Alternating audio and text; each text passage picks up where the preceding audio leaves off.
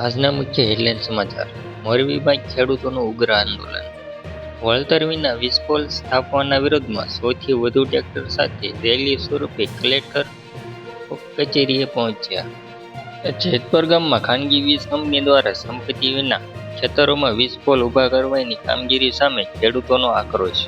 કામગીરી અટકાવવાનો પ્રયાસ કરતા પોલીસ સાથે ઘર્ષણ થયું. મોરબીના જેતપર ગામમાં ખાનગી વીજ કંપની દ્વારા ખેડૂતોની સંમતિ અને યોગ્ય વળતર ચૂકવ્યા વિના ખેતરોમાં વીજપોલ ઊભા કરવાની કામગીરી સામે ખેડૂતોનો આક્રોશ ફાટી નીકળ્યો છે.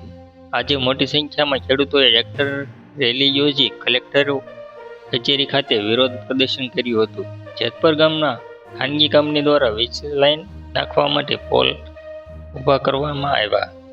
ખેડૂતોનો આરોપ છે કે કંપની દ્વારા તેમની જમીનનો ઉપયોગ કરવા બદલ કોઈ વળતર ચૂકવવામાં આવ્યું નથી કે વળતરની રકમ બાબતે પણ કોઈ સ્પષ્ટતા કરવામાં આવી નથી. ખાનગી કંપની તેમની જમીન પર અતિક્રમણ કરી રહી છે. છેલ્લા 2-3 દિવસથી ખેડૂતો કામગીરી અટકાવવાનો પ્રયાસ કરી રહ્યા છે. આ દરમિયાન પોલીસ અને ખેડૂતો વચ્ચે ઘર્ષણ પણ થયું હતું. આ વિવાદને કારણે આજે જેતપર ગામના ખેડૂતોએ આક્રમણ વલણ અપનાવ્યું હતું. આજે 100 થી વધુ ટ્રેક્ટરો સાથે ખેડૂતોએ જય જવાન જય કિસાનના નારા સાથે રેલી કાઢી હતી. રેલી જેતપરથી મોરબી કલેક્ટર કચેરી સુધી પહોંચી હતી, જ્યાં ખેડૂતોએ કલેક્ટરને આવેદનપત્ર સુપરત કરી તાત્કાલિક અસરની કામગીરી બંધ કરવાની માંગ કરી હતી.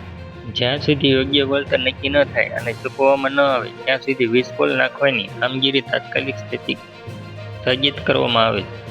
જમીન સંપાદિત કે ઉપયોગના નિયમોનું પારદર્શન પાલન કરવામાં આવશે.